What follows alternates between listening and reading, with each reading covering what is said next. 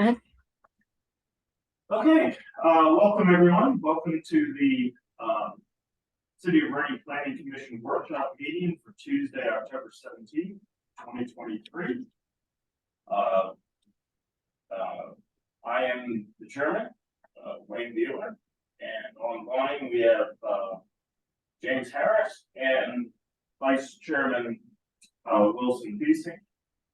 And I know Peter is traveling, and Nelson, I guess, cannot join us today. Also in the room we have Verona Strigowski and Emily from the zoning department, and I see that Michelle is online with us. So and Sarah's online with us. So we will go to our first presentation by Simone Collins, and I see that someone is here with us. Hi, good evening. Can everyone hear me okay? I'm having a little problem with my audio. Yes, I can hear you fine. You can hear me fine? Great. Okay. I'm going to share my screen. If all of you could speak up a little bit when you do speak. I'm having a little trouble hearing you. Can you see my screen that says TOD ordinances? Yes. Great. Okay. Well, I'm going to go through a brief presentation with you to give you an overview of what we're trying to do, and leave most of the time that you have this evening for any questions or comments that you have for us. And Sarah, since I'm having a little trouble with my volume on my end, if you could help me take a few notes for the comments from the Planning Commission, I'd really appreciate it. As I think you know, excuse me, we were retained by the Greater Reading Chamber Alliance with a grant from the state to develop TOD or transit-oriented development ordinances in the area around the future train station in Reading. And in a scope, we have a lot of interaction with various players in the city, including 3 meetings, hopefully with your body, the Planning Commission. This is the first. Just to give you an introduction, we've just really started the study. And tonight I'm just going to introduce the study to you, give you a little background on TOD, talk about the project area, mention a few of the challenges and opportunities, and really ask you for whatever comments or concerns you may have as this project moves forward. So in terms of introduction, I think many of you know our firm, Simone Collins. We're presently working on the Downtown Active Transportation Vision Zero plan that will be concluding in a few months, and really has some really good coordination with TOD ordinances. And of course, we were retained by the Greater Reading Chamber Alliance, and I know you know Jim Gerlach and Aaron Gantz with the Alliance, who are our main contacts with that group. We're working with a steering committee, and you can see the members listing here, which includes members of city staff, including Sarah, who's on the call tonight, and other members of the Alliance. And then there's a larger group that you can see here, which is called the Franklin Street Station Working Group. And we're having coordination meetings with them first Friday of every month to give them updates as we progress through the plan. And the background is, in terms of what we're trying to do, is prepare draft recommendations for TOD policies and or ordinance amendments to be considered by the city, be considered by your body. We have a lot of engagement with community leaders and the public to solicit input on these TOD goals and policies. And as I mentioned earlier, multimodal connectivity, bicycle, transit, cars, parking, walkability is an important part of this. And as I highlighted in yellow here, it's also part of the Downtown Vision Zero Action Plan which I mentioned is ongoing and will be concluding in the next few months. In terms of the schedule for this project, this is a project that's going to take us through the rest of this year and most of next year. You can see the meetings that we've laid out here on this schedule. As I mentioned, this is the first of at least 3 meetings that the Planning Commission would like to have. We have 4 meetings with our committee at the Alliance. We have 2 city council meetings where we want to brief the councilors on our progress. We have a number of staff meetings with city staff. We had a first one very productive last week. And also we're meeting with area developers. And we want to, do a lot of site reconnaissance. I think there's education involved with us and the community in terms of what's happening in the city. So it's a very iterative process, and we want as much input as possible as we move forward. So this is our scope, and I won't read all these items, but it's a normal sort of background review, and we're just diving into your existing ordinances now. We did our site reconnaissance last week. We spent a lot of time in the downtown, looking at what likely transit-oriented development zoning limits might be. We're going to prepare long and short-term goals. I mean, it's going to be a number of years until rail happens, and then the short-term goals before rail and after rail probably will change. Once we have a draft ordinance, we hope to have a 60-day review period for the Planning Commission, the public, and all the parties involved. And we hope to be able to move whatever we come up with towards completion and adoption, hopefully by the end of next year. I know that's ambitious, but we want to be aspirational here in how we're trying to move forward. So in terms of what TOD is, I mean, there's a number of definitions, and you can read any of these. Transit-oriented development is a dense residential and commercial development near transit that is meant to increase the use of public transit and alternative modes of transportation. The other definitions here are similar, but it's really what you already have in the downtown. It's mixed use. It's really, this TOD definition was really written for the suburbs, in my opinion, all of these definitions, because it's really emphasizing and reinforcing what has gone on in our great cities for many years, where we've had transit. You do have transit now, of course, with your bus system and your bus station. So it's really trying to be a catalyst for more and better adaptive reuse, and hopefully in the future some new construction. You can see some of the benefits of transit-oriented development. I think one of the things that it can do in the city is reduce the spending on transportation costs, so those savings can be put towards housing. Creates a walkable environment that supports local businesses. TOD also deals with design guidelines and incentives, trying to make the walking or even biking experience as pleasant as possible, and also encouraging infill and adaptive reuse. We think, and I hope you agree, that at least in the near term, most of the opportunities for new residential development is going to be infill, or probably mostly adaptive reuse, which is already happening in the city. We've been impressed by what we've seen, and this will be a catalyst to do that, we hope. There is new federal funding that's becoming available for TOD planning.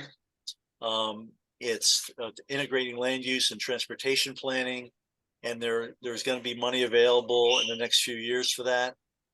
Whether or not the city can avail themselves of that, we'll see as we get further into this. But it's certainly something to look at, and it's happening in other places in the country, including places like Chicago. Also, TOD development in terms of residential housing does not all need to be, 10 or 12 stories high and incredibly dense. One of the, I think, great questions that came up during our first meeting with the Alliance was, be careful about what happens on the edges of this TOD zone, that we allow for townhomes or duplexes or fourplexes or whatever they are, some type of multifamily units that aren't necessarily super dense, as you as you sort of gravitate away from the center of the TOD or the transit area out towards the less dense neighborhoods. So that has to be thought about. And sometimes it's called the missing middle housing because sometimes in TOD it's things that aren't thought of. And it's something that we do want to think about as we put together these ordinance changes or new ordinances that will help be a catalyst to more development. There are case studies. I'm just going to flip through. We just got two of these. One's in Conshohocken. Another one is in Lower Merion in the Ardmore neighborhood. And again, in our view, because of the expense of new construction, whether it be Reading or anywhere really, Reading is probably some time away from new construction, and we think the thing to focus on in the short term is adaptive reuse of existing buildings that may not have full occupancy. And by the way, adaptive reuse of existing office or industrial space into residential is a trend that's happening everywhere because fewer and fewer people are going into the office every day. So those opportunities will continue to present themselves in Reading and other places. So in terms of the project area, the catalyst for all this is the Schuylkill River Passenger Rail Authority and the initiative to reinstate rail service, which you all know about. This was just in the Daily Local News yesterday. It's a very good article about the initiative that the Alliance is doing. As I'm sure you know, Stantec is doing a sister study looking at a couple locations on North Penn Street and South Penn Street where the train station might be best located. So this was a great article in the Daily Local News telling about that work and how this is progressing forward, and also some of the federal funding that is in the balance here to help with that. Also, we learned the other day that at the state level, I guess the House of Representatives at the state level passed some initial NIS funding potentially for Reading. So that's in the offing too, which also could be a catalyst. This is just a map of the area and a half-mile radius around the proposed station on Penn Street. Takes in most of the downtown, which is great. You have a compact downtown. It's very walkable. And so we think, that's a good thing, having this compact downtown. It already has an identity in our view. And how do we make that identity? How do we reinforce that identity? This is just another map showing bus stops and some of the streets, etc. Superimposed on this in a short time will be with our downtown active transportation study. There are 6 corridors we're going to be looking to develop and to seek funding for, which we think the city will have a very good shot at getting that federal funding. And I'm sure I'll be back hopefully in front of you soon talking about that. We want to keep in mind the great transit connections you have with bus routes to the downtown. So that's important also. And then lots of destinations already in your TOD area. You can see them listed here. So, lots of reasons for people to want to live and to visit this area already. And then what's the existing zoning? And as I mentioned, we're just starting to dive into your existing zoning and understand this.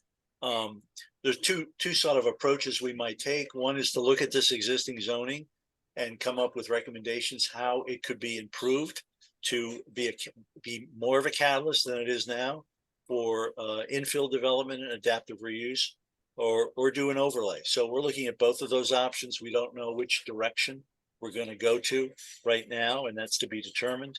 And hopefully with your input and input from other players in the city. And then this is, of course, the existing zoning districts that are in this rough definition of a TOD area. So we're going to be looking at this closely, getting input from city staff on things that work here, things that don't work, the importance of parking. I know the city staff is looking at some potential parking changes now. So we're talking about them now. And so we're understanding what they're looking at. So we've instituted a really good dialogue so far with city staff, which is going to be helpful to us And so just wrapping up what I wanted to say to you, the challenges are keeping housing affordable, whether it be with adaptive reuse or new housing, other opportunities for workforce housing development where it's market rate housing, but that a certain number of units are rented for a percentage of that market rate. Uh, we've heard loud and clear so far from some of the players that maybe beyond a NIS, we only want to incentivize when necessary.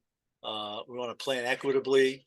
And then in terms of opportunities, there are opportunities to reduce housing costs with reduced parking requirements. We think that's important. I mean, we looked at your parking study, and most of the garages in the area of Penn Street are usually less than 50% full or in that whereabouts.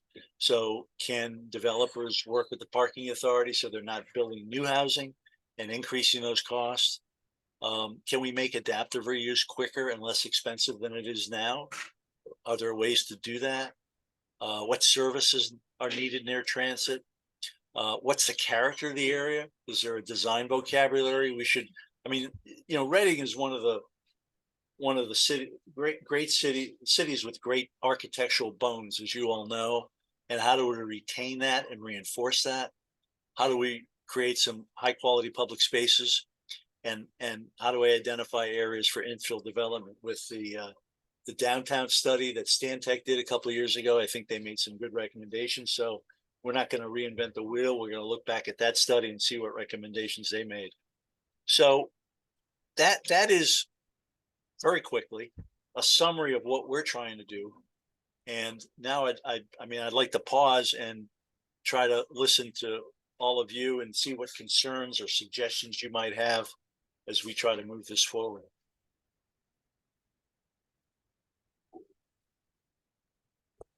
Okay. I will, since it will be easier for to hear the people who are online, I'll turn it over to Will first. Oh, thank you, Mr. Chairman. I'm not sure yet what to say or ask. We've had many studies in Reading, and they do offer good suggestions, like was just mentioned about one of the other studies. But sometimes the implementation has been lacking. Is there a plan as part of this plan to have, which has become standard now, to have an implementation facet to it, schedule or whatever you call it? Well, yeah, it's a great question. And, what we're finding out, I'm sorry for leaning into the my computer here, but it's the only way I can hear your comments. Even though our scope was pretty defined as of trying to write ordinances, I think because of what we're learning, because of the challenges with any city has its bureaucracy, right? And if you're in the private sector, you like to complain about the municipal bureaucracy. And if you're in the municipal side, you complain about developers trying to cut corners. So we're going to learn as much as we can about that and make some recommendations how the implementation can work for everybody to help the private sector do what they do best, which is develop things and provide opportunities for residences and businesses, and to protect the city's interest in terms of aesthetics, equitable development, and services.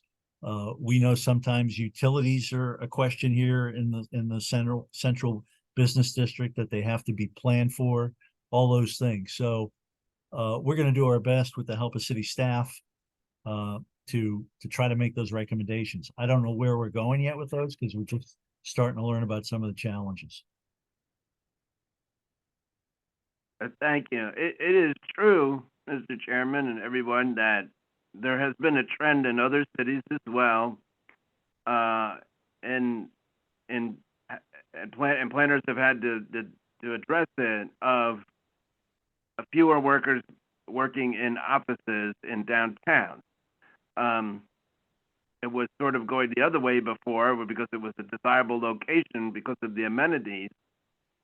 But now there are fewer people doing that, at least for, like, let's say corporate offices. There's still offices where, clients or patients have to come in to be served.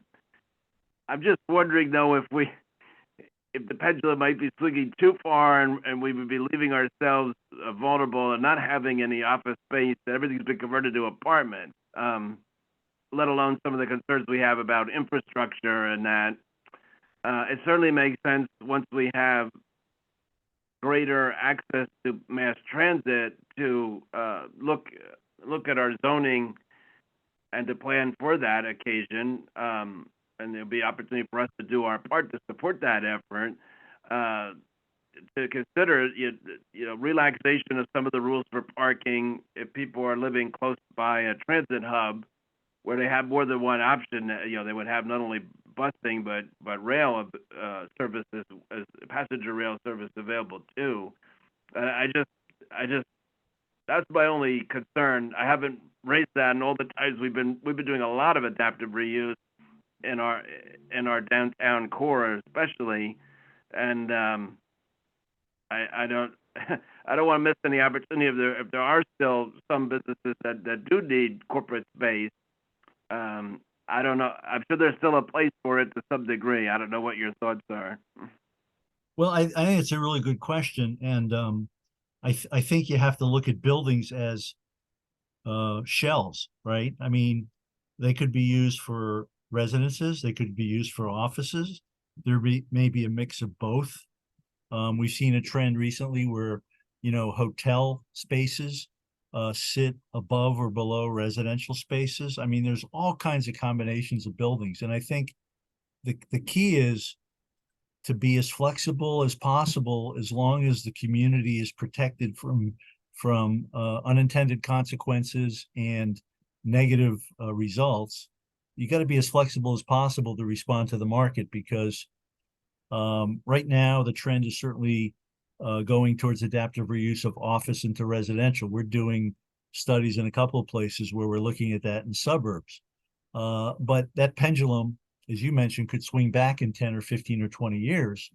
And if the market dictates that, it doesn't preclude a building going back from residential to office, probably, especially in an adaptive reuse. I mean, one of the great things about the adaptive reuses is when a developer's doing that, he's going to do as little alteration as possible, just enough to meet the building codes to transform a space, let's say, from office to residential. So, it's a really good question. I don't have a good answer for you except trying to be flexible.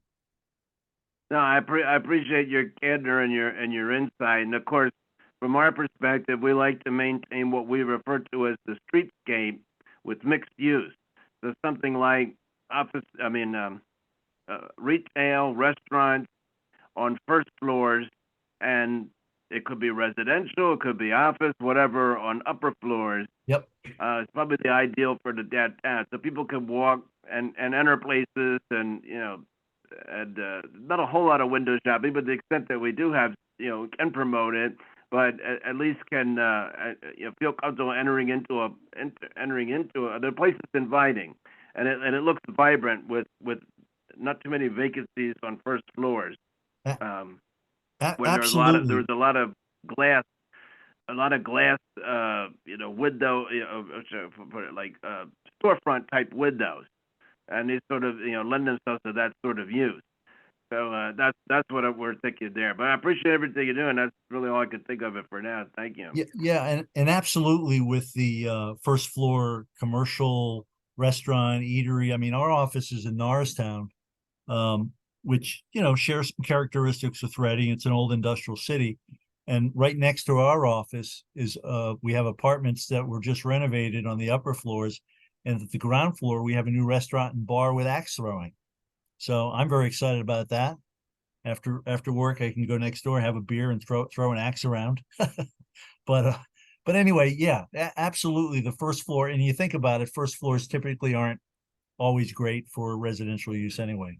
Sometimes if the residential project is strong enough, and there's not an immediate commercial use, sometimes that project can carry a vacant commercial use on the first floor until that need presents itself. And, you know, what happens is, of course, as more and more people live downtown, the market for those commercial Mhm. uses on the first floor grows. So it's a Mhm. sort of a chicken or the Yeah, egg thing. that was residential. my hope, that we were exactly that. We were increasing the market for the existing businesses and creating new opportunities for additional ones. Yep.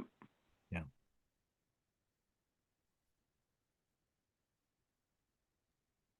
Okay, do you have any questions or suggestions?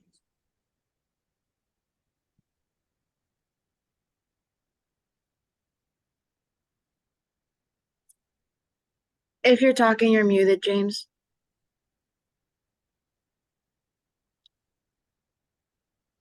Okay, step down. No, I wasn't Okay. talking. Okay. Okay. All right, let's see, then I'll go on to my questions. Hopefully you can hear me. The first big question that everyone refuses to answer is that the BARDA intermodal site already has a train station built into it. Why is that not the default for being used as a train station? You're talking about the brew pub? No, the bus. Oh, you mean the the open space the next to the intermodal parking center garage? at 8th and Cherry?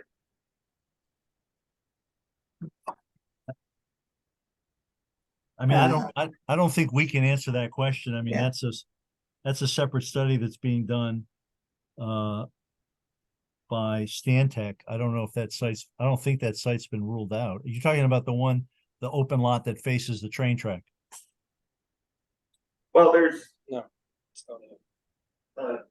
no, at the intermodal station, there's a concrete pad there. And that concrete pad, right now, it's just a facade, but that facade can be opened up and the train station can be put there. It was designed that way when the building was designed back in, what, 15 years ago. So, do you want me to respond to that? So that's why there's yet a different study happening to help locate the best location for the train station. And from what I understand, that is, as Peter said, it's not been ruled out.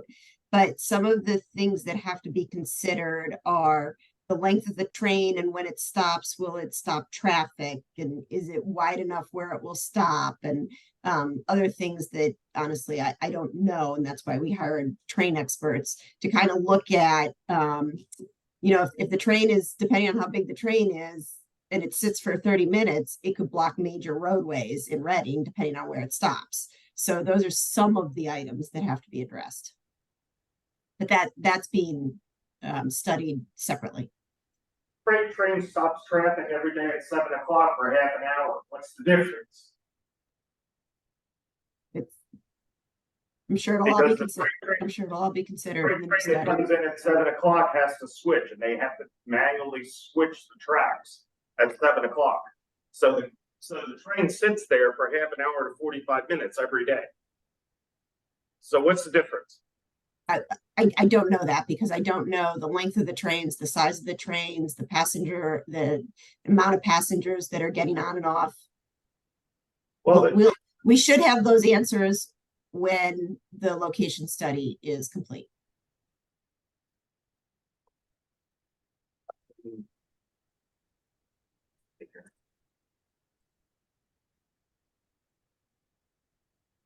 total garage. Something else I wanted to touch upon. Oh, we actually had BARDA in here last month. And they couldn't answer why as we planned this ahead, why there are no plans to have a bus run from the intermodal station down to Lancaster. It's the same transit authority. And there's an Amtrak station in Lancaster that's easier to get to than the one in Philadelphia. And if you're going out to Pittsburgh, it's better to go to the Lancaster station than it is to go back to the Philadelphia station.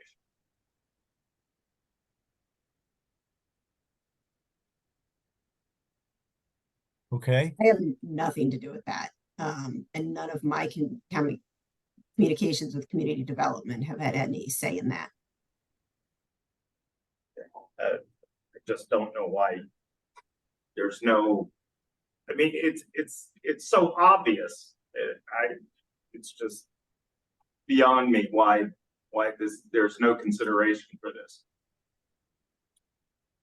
The other thing is, I know that Simone Collins is working on the other transportation study. And I forget offhand, does that transportation study also include e-bikes and electric scooters and things like that? well, again, the study we're working on is looking at adding bicycle facilities into the downtown area.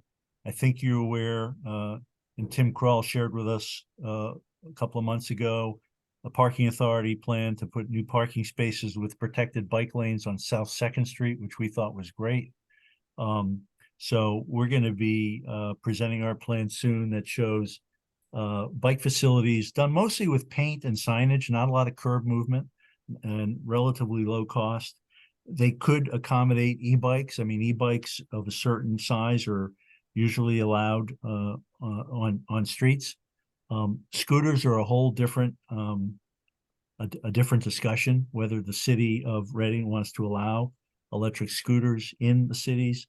In your city, most older industrial cities tend not to allow them because they tend to be all over the place and left everywhere. And they're also some cities have found they're sort of hazardous, but that's a separate discussion. We're designing facilities that can accommodate bicycles or e-bikes.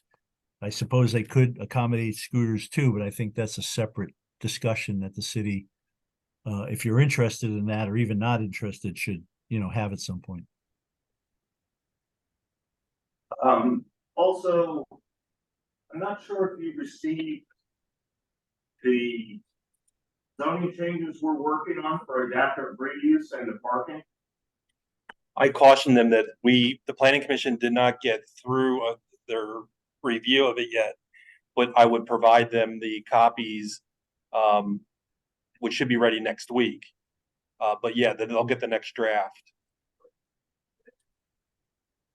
Yeah, and I assured everybody we keep those confidential, just review those in-house. Well, that's everything I have. Do you have anything to No, not this time. I met with the group last week.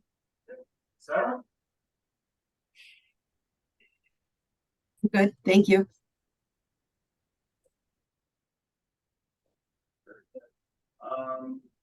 Unless anyone has anything else, I think we can wrap this discussion up. And looks like from the timeline, we will meet again on April 16th. Yeah, Wayne, Yeah. it's so hard to hear, sorry. Just as a footnote, when we had the presentation that Simone Collins gave us on the pedestrian safety transportation, I know we discussed the e-bikes, and I think I brought that. In addition, I think I might have brought up scooters and the question about our ordinance about these, and whether we should address these with ordinance and what we want to do. And I think I always mentioned the bike sharing, and if I didn't, I wanted to add car sharing, because those are items that are in our draft comprehensive plan, and they certainly could be a facet of addressing the parking situation. So just wanted, it's good you brought them up. I think we addressed them to some degree. So I definitely hope that they are part of the study. Yeah, again, we're providing facilities. Car share or bike share can be taken up by private vendors, by municipal authorities. There's a whole host of ways to do that. So we're not going to deal with that specifically. Our job with the downtown transportation study is to really provide facilities to make the use of those bikes, etc., safer. Right, I remember that. Thank you, because we did discuss it. I'm remembering, but obviously we have to plan for the infrastructure facilities. So Yes. So the question that the concern that our chairman raised was right on point. I just wanted to emphasize it. Thank you. Very good. All right, with that, I think we will we'll move on with our agenda. Thank you very much. Thanks for your time, everyone. Appreciate it. And Thank we you. look forward to seeing you again on April 16th. Thank you.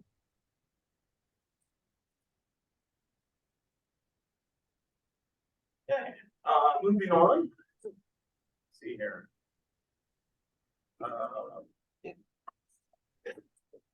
Next on our agenda, we have the Phase 2 zoning and saldo amendments.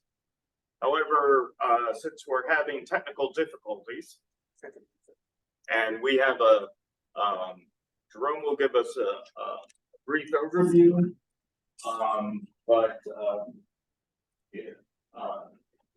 detailed things like I have to discuss, I think we'll wait till next month so everyone can hear. Great. I've gotten comments from some of you, and Will, I just got yours. But for the the two sets of comments, just wanted to bring up, or the two different projects.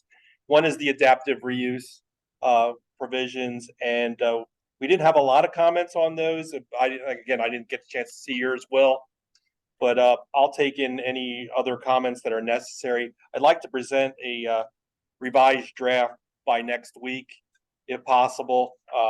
That way, again, we'll take it to the next step. One thing I did see on yours, Will, I just briefly caught my eye, and we decided to, instead of having the zoning administrator mentioned or referenced, we decided that the zoning office would be best. Reason being, I was wondering, what the rationale was. I didn't know if we should specify the officer or just the office. I wanted your thoughts on that, so thank you. The reason being is currently there is no zoning administrator in place. There's an active person, but I don't think we want to say that either. So let's just keep it simple and say the zoning office. So actually in the zoning ordinance, it says that zoning officer and zoning administrator are used interchangeably.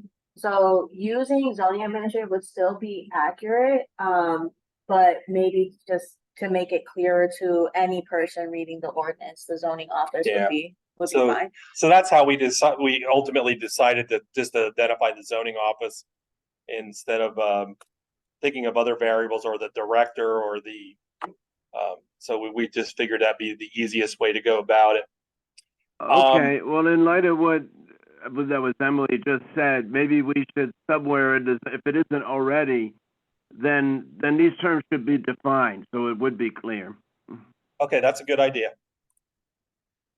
Then with the parking, we had a successful meeting with the parking authority, and I think we're all on the same page. What we're going to do is remove one of the sections that dealt with, and this is as a result of a lot of discussion from a lot of different people, was the where we allow a reduction in the parking spaces.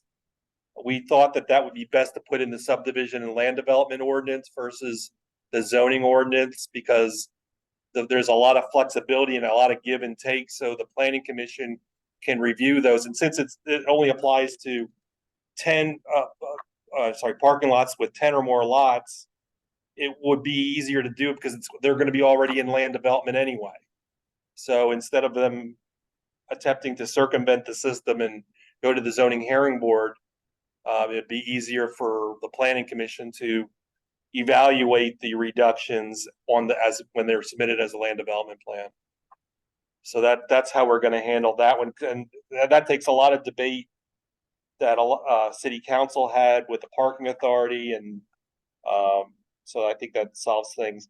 A couple other minor things that the parking authority wanted was they basically wanted to be identified as a user or a use, and we told them we informed them that we would attempt to make that a possibility, but in general, we don't like to identify specific groups by title. If it's a public facility, it's a public facility. If it's a private facility, it's a private facility. So we're doing everything we can to accommodate them, and I think we can do that with the revisions. So I hope to have the revisions done for our regular planning commission meeting.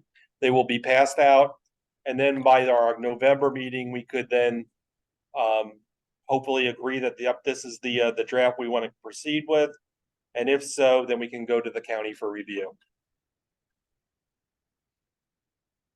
Good, that means we might be able to have this ready for council in January.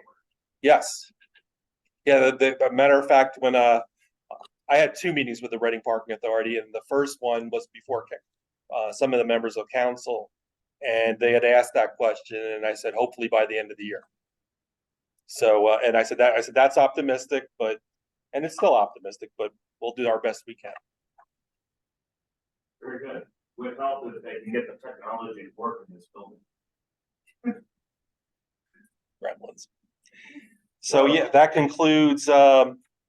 And like I said, if anyone has any other comments that they would like to pass on, they could send it to me by email. Just copy the zoning office, and then that way we'll make sure everyone has copies of your comments. So yeah, we appreciate any comments you do have. Thank you. I would just say, Mr. Chairman, I mean, substantively, I had I only made, some minor suggestions for edits, grammatical or type things like that. I thought substantively it's very good. I appreciate all the hard work being done. All right. All right. Let's see here.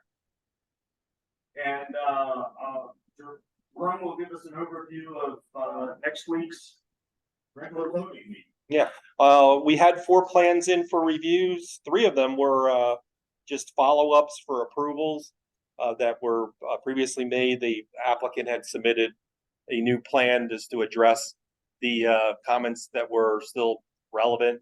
So those plans are the Abilities in Motion plan, which was a revised plan of record. You approved that plan last month with conditions. They just provided a plan that narrows that scope down more. The Lichties Mennonite Church, you had previously approved that plan back in June 27th, and we reaffirmed approval, I believe, at our last meeting. We just signed off. Yeah, you signed off on that. So yeah, they accomplished everything that they needed to accomplish on the short list. Iglesia, almost the same type of thing. They are Iglesia. The revised final plan was submitted. You approved it on September 19th with conditions. They supplied a plan that same day, which narrowed the comments down even further. And then we have one new submission, which was 320-324 North 9th Street, and it's an annexation plan. It involves 3 existing parcels of land located at 320, 322, and 324 North 9th Street, and these will be consolidated. And so this is a typical annexation plan that we received. And I don't see any reason why we can't approve that plan at our meeting. But unless the county comments did not come in. So that gives you a summary of, we should have a light agenda next week. So if the Phillies are still playing, we can see them yet. Okay, does anyone else have anything for the good of the order? Well, should we talk about ideas for future workshops now, or save that for the meeting? We could take them now. I This- had a couple ideas. I think these have been really helpful and really informative to have these workshops. And of course, we would do sketch plans on the workshop nights too, of course. But I think one thing is, in the past, for a time, the city manager was regularly attending our meetings. I don't think it's necessary to attend regularly, but I think it was helpful to have, to hear the administration's vision and to work with them on certain matters. And I think at least maybe once a year, it would be good to have a presentation, because we do have to work together on the comprehensive plan. And there's just certain other areas, like we would just like to know what their plans are. I think that's just one idea. And I don't know if you felt the same, Wayne, that it was helpful to have them have the manager at the meeting from time to time. Does anyone know? And the other one was, I think it would be great if we had a presentation on the Dark Skies Initiative. This is something that I know both our planning consultant Jerome Skrzynski and I care about, and it is again something that is in our draft comprehensive plan. It comes up during land development, where we try to address it with the lighting, which is certainly one of our areas of responsibility. But I believe there's more that we should learn about it. I've looked at this already before, and I think more that we could do, either through proposing an ordinance or at least through the land development process. When I had to give the presentation for planning a few years back to City Council, the annual report, at the same night, there was a presentation by Elon, I think his last name is Lip, and he's the person who hosts the Black Hole Radio program on WEU. And he gave a presentation exactly on this subject. So he would be one person I would consult, or perhaps anybody we have a local astronomical society that is active. There's somebody local we could certainly get. I think would enlighten us, no pun intended. So those are my ideas. Yeah, we were just checking also to make sure we do have a November 21st workshop meeting and a November 28th regular planning commission meeting. So there's no conflict with the holiday. Allegedly. So yeah, those would be good suggestions. So yeah, let's bring our thoughts together on who we can invite. We can make a decision next week possibly on this one. Just fell into our laps because they provided a presentation, and they had asked when they can meet with the planning commission next, and I said, here you go. It worked out. And I think it's best to keep it to one presentation per night if possible. That's just my thought. Especially when the Phillies are in the playoffs.